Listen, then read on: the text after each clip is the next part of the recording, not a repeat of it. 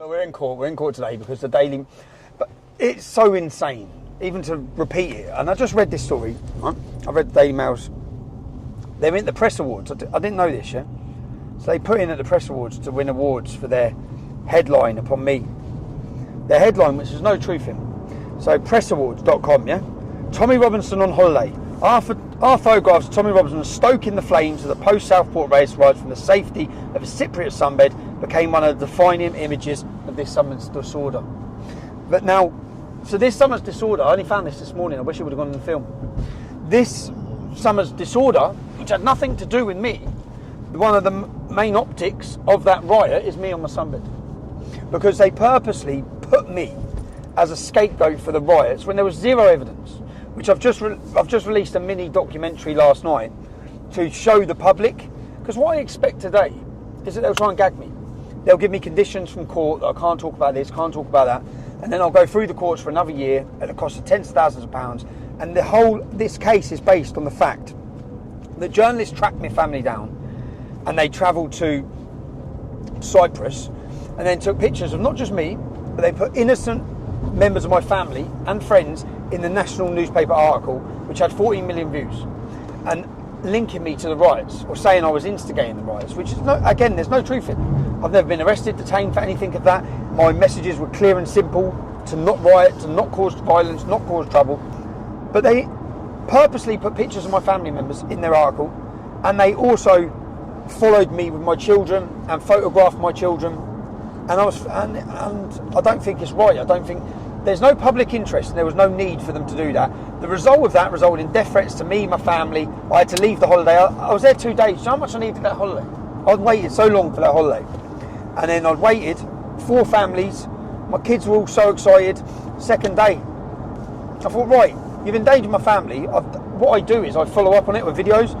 So I found out where the journalists were, and I thought I need to question them now. Yeah. So I sent our surveillance teams to check their addresses, and we got surveillance footage on them and on their but some of them was their family coming out of the house. Yeah. So then I sent the journalists the images and said, I don't want to have to knock on your door, but you need to meet me. You need to make this right. I need to talk to you. You've endangered my family. Now, I made it very clear. I'm coming with a camera. You're going to answer questions, and I don't want to come to your house. I made public clear. I now have I've done what they've done. I've got images of their family, but I'm not going to share them. I'm not going to say where they live. And for that, I obviously was in prison when I come home, and then I was in prison about a month, and the police come in to question me about this charge. And when they questioned me, I was sat in amazement, just looking at the bloke. He's like, yeah. And he's telling me, the copper, you've got to see this interview. And he's like, and then you've took photographs of their family. I'm like, well, have you not seen what they've done here? Yeah? He goes, so, and you've done your surveillance, and you've told them you're going to come and ask them questions. And I'm like, yeah. But he only had 1 page of the Daily Mail news piece, and he hadn't even looked at the whole article. So as he's interviewing me, he's not aware they're photoed my family. He's done no research. He hasn't even gone back to what happened at that time on my social media. Yeah? He just took statements from them, and what they've done is, say I sent 10 direct messages to them, which I did, a flurry of messages saying, need to talk to you, your boss needs to ring me, I'm coming to your door. They just showed I'm coming to your door. So the copper's interviewing me, and he hasn't seen anything else. And I'm like, you need to go and do your job before you come here and ask me questions. You need to understand what's gone on here. I just couldn't believe it. I'm looking at it thinking, you don't work for the Daily Mail. You're a police officer.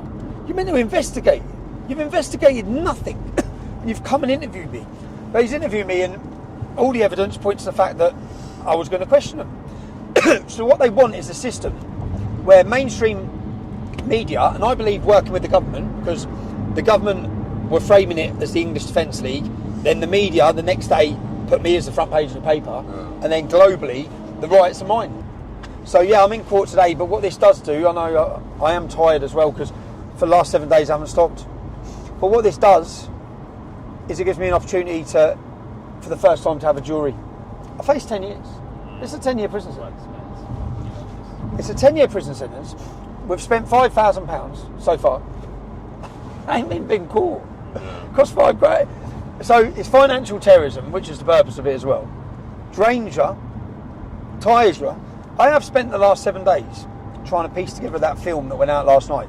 Now, I should be focusing, I want to be focusing on other stuff.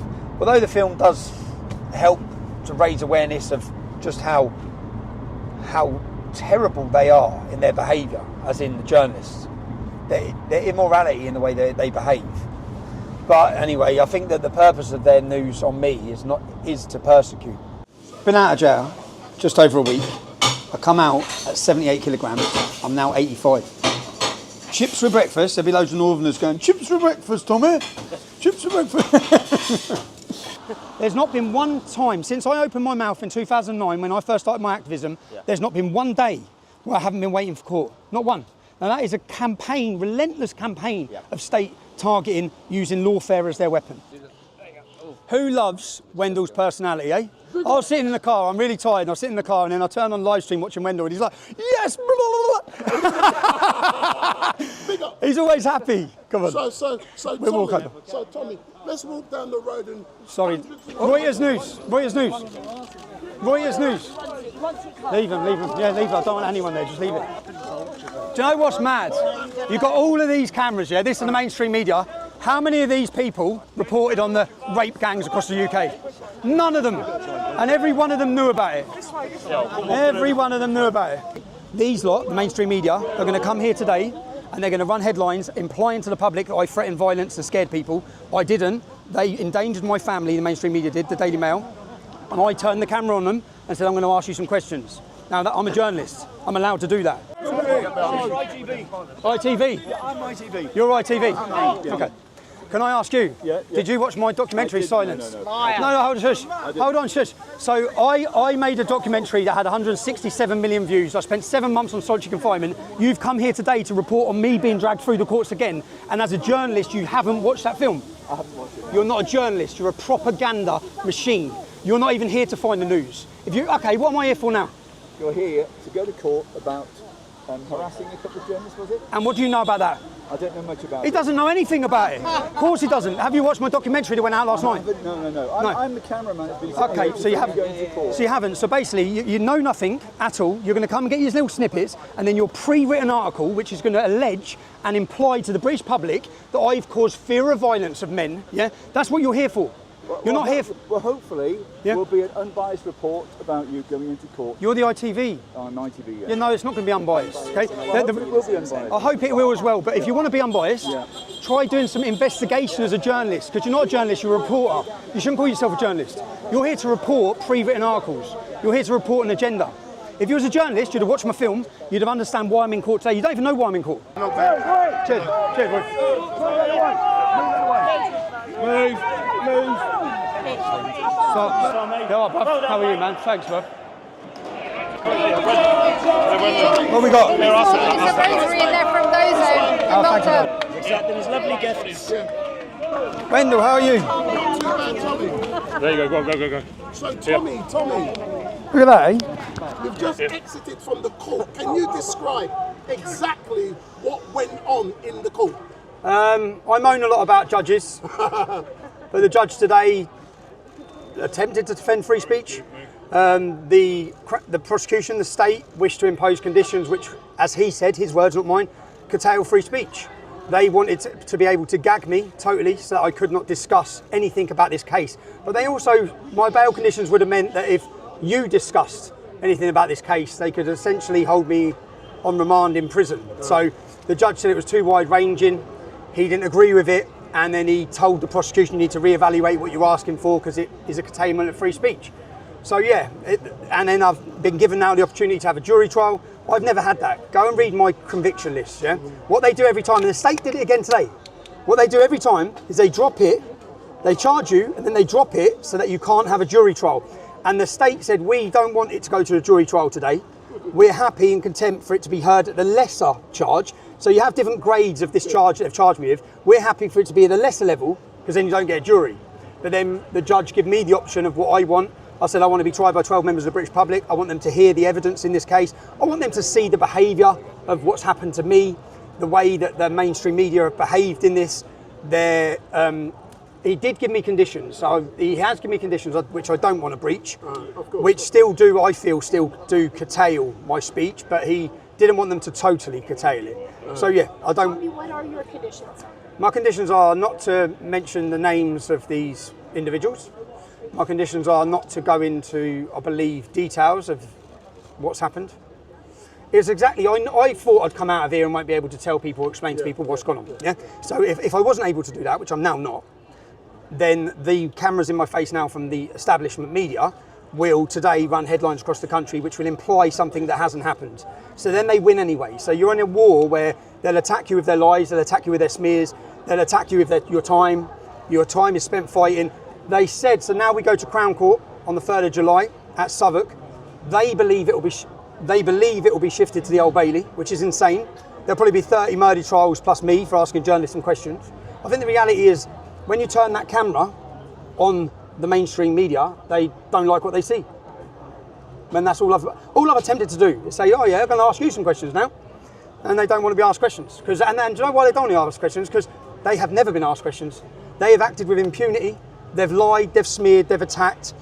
But everyone knows they've lied. I was looking up prior to this at the trust in media across the whole of the European nations, yeah, all the European countries. Britain, the British public, have the least trust. Not the former communist states, yeah, where they know that the media lie, but the British public are now totally awake to the bullshit being fed to them, and their ability to spoon feed their narrative into the public is gone due to, look around you at these cameras, look, due to these cameras, yeah. These cameras, social media, I think if you're sitting at home in the public and you're wondering what role you have to play in what's currently happening, which is a mass awakening of populism, of nationalism, of pride, of patriotism, and it's a tidal wave that they can't stop. If you want to know what role you can play, you just need to share. You need to talk, you need to not curtail your speech, you need to speak freely about all these issues. And unfortunately, they wish to put people like me on trial. I'm on trial for guilty of two things, is being a decade ahead and talking about the issues a decade before. And the people who attacked me for discussing these options, these problems, are now sitting on mainstream TV shows acting like they're bringing it to light. I was saying, hold on a minute. You've crucified us, you've attacked us, but the establishment control the media. They don't want us having a voice. I have to be careful what I say, but we will now have the opportunity to have a Crown Court trial where, thankfully, due to citizen journalism, it won't just be the Daily Mail or the BBC sitting in court. It will be 20 upcoming, rising citizen journalists who are building their own mass followings, who are taking the war, because we're at war, it's a propaganda war being fed, being waged against us by the establishment and the controlled media. And there's a war going on, and the way we fight back is through citizen journalism, and it's good times.